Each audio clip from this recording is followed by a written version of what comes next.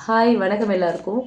இன்றைக்கி பார்க்க போகிற ரீடிங் என்ன அப்படின்னு பார்த்தோன்னா, உங்கள் ரிலேஷன்ஷிப்பில் இருக்கிற பிளாக்கேஜ் என்ன, உங்கள் லவ் ரிலேஷன்ஷிப்பில் இருக்கிற தடைகள் என்ன, என்ன காரணத்தினால திங்ஸ் ரொம்ப ஸ்லோவாக இருக்குது அப்படிங்கிறத பார்க்கலாம். ஓகேவா? உங்கள் லவ் ரிலேஷன்ஷிப்பில் இருக்கிற தடைகள் என்ன அப்படிங்கிறத பார்ப்போம். Okay,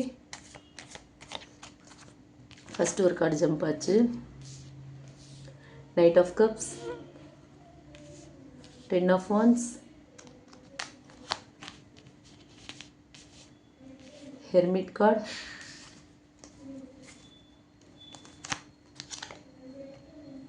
Six of Cups,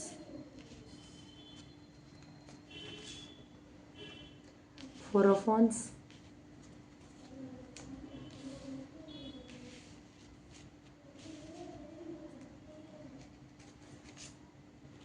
Fool card,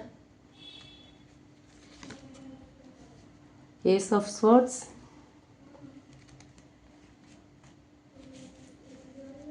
Eight of Swords, Page of Swords, Three of Wands.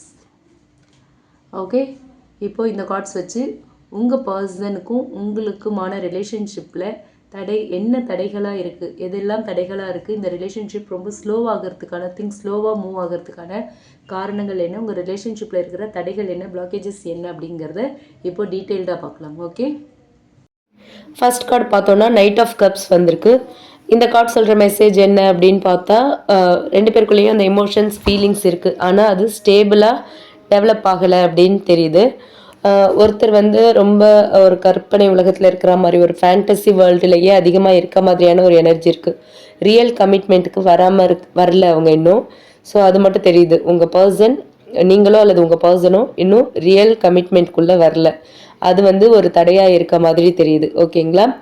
அடுத்து டென் ஆஃப் வான்ஸ் சொல்கிற மெசேஜ் என்னன்னு பார்த்தோன்னா, ரிலேஷன்ஷிப்பை கேரி பண்ணுறப்போ ஒருத்தர் ரொம்ப அதிக பொறுப்பு, நிறைய ரெஸ்பான்சிபிலிட்டிஸ் எடுத்துக்கிட்டு ரொம்ப ஸ்ட்ரெஸ் ஆகுற மாதிரியான ஒரு எனர்ஜி.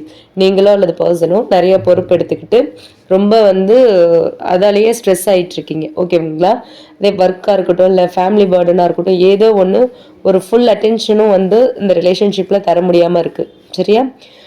அதுதான் இந்த டென் ஆஃப் வான்ஸ் மூலயமா தெரியுது. ஓவர் பர்டன் எல்லாத்தையும் தான் தலையிலே சுமந்துட்டு இருக்காங்க. நிறைய ரெஸ்பான்சிபிலிட்டிஸ் இருக்கிறதுனால ரிலேஷன்ஷிப்பில் ஃபுல்லாக அவங்களால கான்சென்ட்ரேட் பண்ண முடியல அப்படிங்கிறது தெரியுது.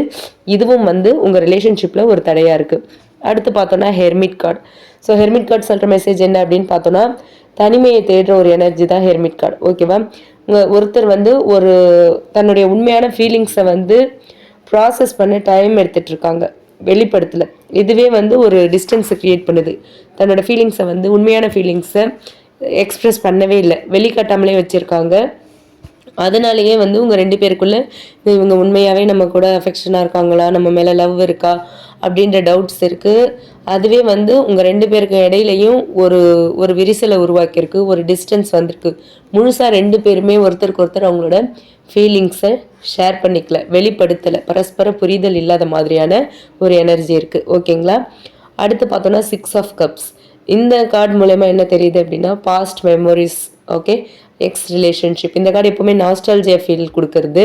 ஸோ எக்ஸ் ரிலேஷன்ஷிப் இல்லை பாஸ்ட் லைஃப்பில் நடந்த பாஸ்ட் சம்பவங்கள் எல்லாம் நினச்சி இன்னும் ஒருத்தர் மனசில் பழைய நினைவுகளிலேயே வாழ்ந்துட்டு இருக்கிறது. ஸோ அதுதான் ப்ரெசண்ட்டுக்கு தடையாக இருக்குது. பழைய விஷயங்கள் எல்லாம் அந்த பேக்கேஜ் வச்சுக்கிட்டு அதெல்லாம் நினச்சிக்கிட்டு போன லவ் ரிலேஷன்ஷிப்பில் நடந்த, ஏற்கனவே உங்களுக்கு ஒரு லவ் ரிலேஷன்ஷிப் இருந்துருச்சுன்னா அதில் ஏற்பட்ட மனக்கசப்புகள், மன வலிகள், அதை நினச்சிக்கிட்டு இதில் முழுசாக இறங்காமல் இருக்கிறது. அதே மாதிரி அந்த நினைவுகள்லையே வாழறது, அந்த பர்சனை நினச்சிட்டு வாழறது. ஒருவேளை அந்த பர்சன் ஹர்ட் பண்ணியிருந்தாங்கன்னா இவங்களும் அதே மாதிரி ஹர்ட் பண்ணிடுவாங்களோ அப்படின்ற பயத்தோட முழுசாக இறங்கவே இல்லை. ஓகேவா? அதுதான் இன்னும் ப்ரெசன்ட் லைஃப்குள்ளேயே வரல, பழைய நினைவுகள்லையே வாழ்ந்துட்டு இருக்காங்க. அதுவும் இந்த ரிலேஷன்ஷிப்பில் ஒரு தடையாக இருக்குது அப்படின்னு சொல்கிறாங்க யூனிவர்ஸ். ஓகேவா? அடுத்து பார்த்தோன்னா ஃபோர் ஆஃப் வான்ஸ். இந்த கார்டு மூலயமா சொல்கிற மெசேஜ் என்ன அப்படின்னு பார்த்தோன்னா, கமிட்மெண்ட், கல்யாணம், இந்த மேரேஜ், ஃபேமிலி அப்ரூவல் ரிலேட்டடான ப்ராப்ளம்ஸ் இருக்குது. அதுவும் உங்கள் மேரேஜில் வந்து உங்கள் லவ் ரிலேஷன்ஷிப்பில் ஒரு பெரிய பிளாக்கேஜாக பார்க்கப்படுது. ஓகேவா? சொசைட்டியில் வந்து இதை அக்செப்ட் பண்ணிப்பாங்களா மாட்டாங்களா, ரிலீஜியஸ் ஃபேக்டர்ஸ் இருக்கலாம், கேஸ்ட் வைஸ் டிஃப்ரென்ஸ் இருக்கலாம். ஸோ அதெல்லாமே வந்து இந்த ரிலேஷன்ஷிப் வந்து ஸ்மூத்தாக போகாமல் இருக்கிறதுக்கு ஒரு பெரிய தடையாக இருக்குது. உங்களுக்குள்ள வயசு வித்தியாசமும் இருக்கிற மாதிரியான ஒரு எனர்ஜியும் தெரியுது. ஓகே, உங்களை விட அவங்க ரொம்ப வயசில் பெரியவங்களாக இருக்கலாம், இல்லை வயசில் சின்னவங்களாக இருக்கலாம். ஸோ இந்த மாதிரி காதல் வாழ்க்கையில் ஒரு தடை இருக்குது. மதம் அல்லது குடும்ப பிரச்சனை அந்த மாதிரியான விஷயங்கள் எல்லாமே இருக்குது. அடுத்து பார்த்தோன்னா வயசு பிரச்சனையும் இருக்குது. ஓகேங்களா? இதெல்லாம் தான் வந்து உங்கள் ரிலேஷன்ஷிப் ஸ்மூத்தாக போகாமல், முழுசாக போகாமல், முழு மூச்சாக நீங்கள் அதில் இறங்காமல் பட்டும் படாமல் இருக்கிறதுக்கான காரணமாக தெரியுது. ஒத்துப்பாங்களோ மாட்டாங்களோ தெரியல, இவ்வளோ பிரச்சனைகள் இருக்கே, இதெல்லாம் நடக்குமா, சக்ஸஸ் ஆகுமா, இந்த காதல் கல்யாணத்தில் முடியுமா அப்படின்ற ஒரு டவுட்லேயே இருக்கீங்க. நிறைய ப்ராப்ளம்ஸ் இருக்கிறதும் இந்த மாதிரி விஷயங்களும் வந்து உங்களோட காதல் வாழ்க்கையில் ஒரு பெரிய பிளாக்கேஜாக பார்க்கப்படுது. ஓகே, அடுத்து பார்த்தோன்னா ஃபுல் கார்டு வந்திருக்கு. இதில் என்னென்னா ஒருத்தர் வந்து உங்கள் 2 பேரில் யாரோ ஒருத்தர் வந்து ஒரு உண்மையான டிசிஷனை இன்னும் எடுக்கலை. ரொம்ப சீரியஸாக இந்த லவ் ரிலேஷன்ஷிப் சீரியஸாக போகுமா, இல்லை இப்படியே டைம் பாஸ் பண்ணிட்டு போயிடுவோமா அப்படின்ற மாதிரியான ஒரு எனர்ஜி தெரியுது இதில். ஓகேவா? இது சீரியஸ் ஆகுமா இல்லையா அப்படின்ற ஒரு கேர்ஃப்ரீ ஆட்டிடியூட்லேயே இருக்க மாதிரியான ஒரு எனர்ஜி தெரியுது இந்த ஃபுல் கார்டு மூலயமா. அதனால் ஃபார்வர்ட் மூவ் ஸ்லோவாக இருக்குது. ஓகேவா? உங்கள் 2 பேரில் யாரோ ஒருத்தர் இன்னும் விளையாட்டுத்தனமாகவே இருக்கீங்க அப்படின்னு சொல்கிறாங்க யூனிவர்ஸ். ஓகேவா? அதுவும் வந்து இந்த ரிலேஷன்ஷிப்பில் இன்னும் சீரியஸ் ஸ்டெப் வர்றதுக்கான காரணம், திங்ஸ் ரொம்ப ஸ்லோவாக இருக்கிறதுக்கான காரணம் அப்படின்னு சொல்கிறாங்க. ஓகே, அடுத்து பார்த்தோன்னா ஏஸ் ஆஃப் ஷோர்ட்ஸ் வந்திருக்கு. ஏஸ் ஆஃப் ஷோர்ட்ஸ் சொல்கிற மெசேஜ் என்ன அப்படின்னு பார்த்தோன்னா, உங்கள் ரிலேஷன்ஷிப்பில் இன்னும் உண்மைகள் பேசப்படாமல் இருக்குது. உண்மையை வந்து பேசவே இல்லை. 2 பேரும் பரஸ்பரம் ஒளிவு மறைவு இல்லாமல் இல்லை. 2 பேருமே நிறைய விஷயங்களை மறைக்கிறீங்க, சீக்ரெட்டிவாக இருக்கீங்க, ஈகோ இருக்குது, ஒரு ரொம்ப எக்ஸ்ப்ரெசிவாக இல்லை. 2 பேருமே நிறைய விஷயங்களை மறைச்சிட்ருக்கீங்க. ஓப்பன் கம்யூனிகேஷன் இல்லாமல் இருக்கிறதுனால நிறைய மிஸ் அண்டர்ஸ்டாண்டிங்ஸ் உருவாகிறது இந்த ரிலேஷன்ஷிப்பில் ஒரு தடையாக இருக்குது. இந்த ஸ்மூத்தாக இந்த ரிலேஷன்ஷிப் போகிறதுக்கு இதுவும் ஒரு காரணமாக இருக்குது. ஓப்பன் கம்யூனிகேஷன் இல்லை, மிஸ் அண்டர்ஸ்டாண்டிங்ஸ் நிறையா வருது. இதுவும் ஒரு தடை அப்படின்னு சொல்கிறாங்க யூனிவர்ஸ். அதே மாதிரி அடுத்து 8 ஆஃப் ஷோர்ட்ஸ் வந்திருக்கு. 8 ஆஃப் ஷோர்ட்ஸ் சொல்கிற மெசேஜ் என்னென்னா, ஒரு செல்ஃப் லிமிட்டிங் தாட்ஸ் இருக்குது, ஒரு பயம் இருக்குது, ஓவர் திங்கிங்கும் இருக்குது. ஓகேவா? இது முடியாது, நான் வந்து தேவையில்லாத ஒரு தப்பான டிசிஷன் எடுத்துட்டனோ அப்படின்ற மாதிரி உங்களில் யாரோ ஒருத்தர் வந்து ஒரு குழப்ப மனநிலையில் இருக்கீங்க. மனசுக்குள்ளே வந்து இது சரிதானா, இது சரியாக வருமா, லைஃப் லாங் இந்த ரிலேஷன்ஷிப் போச்சுன்னா நல்லா இருக்குமா, லாங் டேர்ம் கமிட்மெண்ட் ஓகே தானா அப்படின்ற டவுட் இருக்குது. தேவையில்லாமல் இந்த ரிலேஷன்ஷிப்பில் வந்து சிக்கிட்டோமோ அப்படின்ற ஒரு எனர்ஜியும் தெரியுது. ஓகேங்களா? அடுத்து பார்த்தோம் அப்படின்னா பேஜ் ஆஃப் ஷோர்ட்ஸ் வந்திருக்கு. வரிசையில் 3 ஷோர்ட்ஸ் வந்திருக்கு. Ace of swords, 8 of swords and page of swords. இதில் இந்த பேஜ் ஆஃப் ஷோர்ட்ஸை பொறுத்த வரைக்கும் இந்த ரிலேஷன்ஷிப்பில் வந்து ட்ரஸ்ட் பிரச்சனை இருக்க மாதிரி தெரியுது. ஓகேவா? நம்பிக்கை, ஒருத்தர் நம்பாமல் இருக்கீங்க. ஒருத்தர் வந்து ஒரு அப்சர்வ் பண்ணுறாங்க. உங்கள் 2 பேரில் ஒருத்தர் மற்றவங்கள அப்சர்வ் பண்ணுறீங்க, ஆனால் டவுட்டும் பண்ணுறீங்க. ஓகேவா? அவங்களோட பிஹேவியர் எல்லாம் பார்த்து ரொம்ப டவுட் ஆகுறீங்க. ஓப்பனாக பேசுறது இல்லை, ஓப்பன் கம்யூனிகேஷன் சுத்தமாக இல்லைங்கிறது இந்த கார்ட்ஸ் மூலயமா தெரியுது. ஓகேவா? நீங்கள் மனசை விட்டு பேசலை, உண்மையை சொல்லலை. 2 பேருமே அப்சர்வ் பண்ணிக்கிட்டாலும் ஒருத்தருக்கு ஒருத்தர் வெளிப்படையாக பேசலை. யாரோ ஒருத்தர் வெளிப்படையாக இல்லை, உண்மையாக இல்லை அப்படிங்கிறது தெரியுது. சந்தேகம் இருக்குது, அந்த சந்தேகத்தை கிளியர் பண்ணிக்கல. ஓகேவா? ஒரு கிளாரிட்டி வேணுன்ற மைண்ட் செட்டுக்கே போல் அந்த டவுட்டோடையே இருக்கீங்க. ஸோ நம்பிக்கை குறைபாடு இந்த ரிலேஷன்ஷிப்பில் இருக்குது அப்படின்னு சொல்கிறாங்க. அடுத்து பார்த்தோன்னா 3 ஆஃப் வான்ஸ். ஃப்யூச்சரை எதிர்பார்க்குறாங்க அந்த பர்சன். ஒன்றா சேர்ந்து வாழலாமா, ஒன்றா போகலாமா அப்படின்ற ஒரு கேள்விக்குறியோடையே இருக்குது. ஆனாலும் அதுக்கான ஆக்ஷன் எடுக்காமல் வெயிட் பண்ணிகிட்ருக்காங்க. ஓகே, நீங்களோ அல்லது உங்கள் பர்சனோ ஒரு ஒன்றா மூவ் பண்ணலாம் அப்படின்ற ஐடியா இருக்குது. ஆனால் ஒரு டவுட்டும் இருக்குது, வெயிட் பண்ணிகிட்ருக்கீங்க. லாங் டிஸ்டன்ஸ் இல்லை வெயிட்டிங் பீரியட் கூட இந்த ரிலேஷன்ஷிப்பில் பிளாக்காக இருக்கலாம். ஓகேங்களா? ஒன்று உங்கள் பர்சன் வந்து வெளியில் எங்கேயாவது ரொம்ப டிஸ்டன்ஸில் இருக்கலாம், அப்ராடில் இருக்கலாம், அதுவும் ஒரு காரணமாக இருக்கலாம். சரி, ஒர்க் பண்ணிவிட்டு கொஞ்சம் செட்டில் ஆகிட்டு கல்யாணம் பண்ணிக்கலாம் அப்படின்ற மாதிரியான ஒரு வெயிட்டிங் எனர்ஜி காட்டுது. ஸோ கொஞ்சம் வெயிட் பண்ணணும் அப்படின்னு நினைக்கிறாங்க.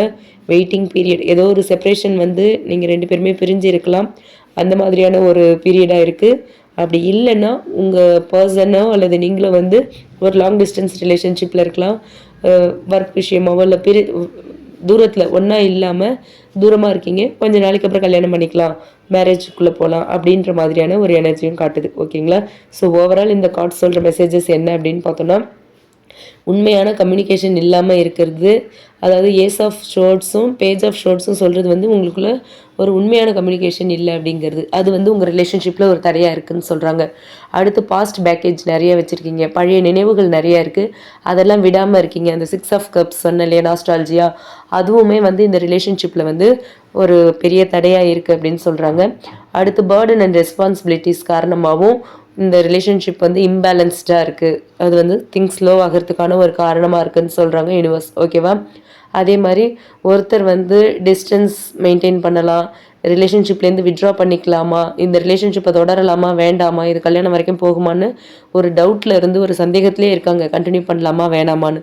அதுவும் ஒரு காரணமாக இருக்குது. அதே மாதிரி ஓவர் திங்கிங் இருக்குது, பயம் இருக்குது, நிறைய டவுட்ஸ் இருக்குது. அந்த 8 ஆஃப் ஷோர்ட்ஸ் சொன்னேன் இல்லையா, அது எல்லாமே வந்து ஒரு தடைன்னு சொல்லலாம். அடுத்து long waiting and delays 3 of vans, final கார்டுமே வந்து ரொம்ப நாளாக காத்துட்ருக்க மாதிரி இருக்குது, கல்யாணம் நடக்குமா நடக்காதா அப்படிங்கிற கேள்வியை வச்சு ரொம்ப நாள் காத்துட்ருக்க மாதிரி ஒரு வெயிட்டிங் எனர்ஜியும் இருக்குது. ஸோ அதுவுமே வந்து நீங்கள் வெயிட்டிங் எனர்ஜியில் இருந்தீங்கன்னா உங்கள் பர்சனுக்கு உங்கள் மேலே டவுட் வரும். உங்கள் பர்சன் வெயிட்டிங்கில் எனர்ஜியில் இருந்தாங்க, அவங்க சரி இன்னும் கொஞ்சம் லேட்டாக கல்யாணம் பண்ணிக்கலாம்னு நினச்சாங்கன்னா உங்களுக்கு டவுட் வரும். ஸோ ஒருத்தருக்கு ஒருத்தர் ஒரு நம்ப முடியாத ஒரு விஷயமா இருக்குது இந்த ரிலேஷன்ஷிப்பை. ஓகேவா? இதுக்கான தீர்வு என்ன அப்படின்னு பார்த்தோன்னா, 2 பேருமே ஓப்பனாக பேசுறது தான், ஓப்பன் அப் பண்ணுறது தான். பாஸ்ட்டை விட்டுருங்க, டவுட் அப்புறம் இந்த பயம் எல்லாத்தையுமே கிளியர் பண்ணிவிட்டு இந்த ரிலேஷன்ஷிப்பை ஸ்மூத்தாக போகிறதுக்கு, ஸ்மூத்தாக ஃபார்வர்ட் மூவ் பண்ணணும், திங்ஸ் வந்து ஸ்மூத்தாக இருக்கணும் அப்படின்னு நீங்கள் நினச்சிங்கன்னா ஓப்பன் அப் பண்ணுங்கள். Open communication is very important and உண்மையான communication also is very important அப்படின்னு சொல்கிறாங்க யூனிவர்ஸ். ஓகேவா? ஃபைனலாக ஒரே வார்த்தையில் சொல்லணும்னா 2 பேரும் மனசை விட்டு பேசுங்க, சந்தேகங்களை தீர்த்துக்குங்க. அதுதான் வந்து இந்த ரிலேஷன்ஷிப் ஸ்மூத்தாக போகிறதுக்கு ஒரே காரணமாக இருக்கும் அப்படின்னு சொல்கிறாங்க யூனிவர்ஸ். ஓகே, இந்த ரீடிங் உங்களுக்கு பிடிச்சிருந்தால் லைக் பண்ணுங்கள். இந்த ரீடிங்ஸ் ரீசனேட் ஆச்சு அப்படின்னா எடுத்துக்கோங்க, இல்லைன்னா விட்டுலாம். ரீசனேட் ஆச்சுன்னா என் கூட கமெண்ட் பாக்ஸில் ஷேர் பண்ணிக்கோங்க. மறக்காமல் நம்ம சன்ஷைன் டேரட் ரீடிங் சேனலை சப்ஸ்கிரைப் பண்ணுங்கள். உங்களுக்கு பர்சனல் பெய்டு ரீடிங் வேணும் அப்படின்னா டிஸ்கிரிப்ஷனில் என்னோடய மெயில் ஐடி கொடுத்துருக்கேன், அதுக்கு நீங்கள் என்ன காண்டாக்ட் பண்ணலாம். Okay, thank you.